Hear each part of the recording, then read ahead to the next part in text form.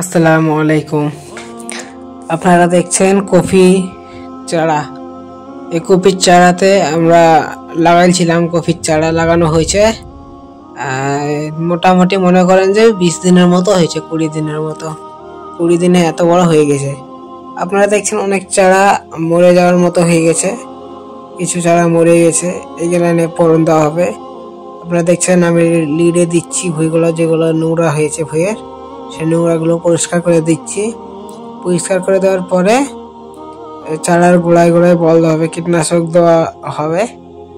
আর কীটনাশক আপনারা অবশ্যই যখন চারা রোপণ করবেন, লাগাবেন, তারপরে কীটনাশক দেওয়ার চেষ্টা করবেন হালকা মতো।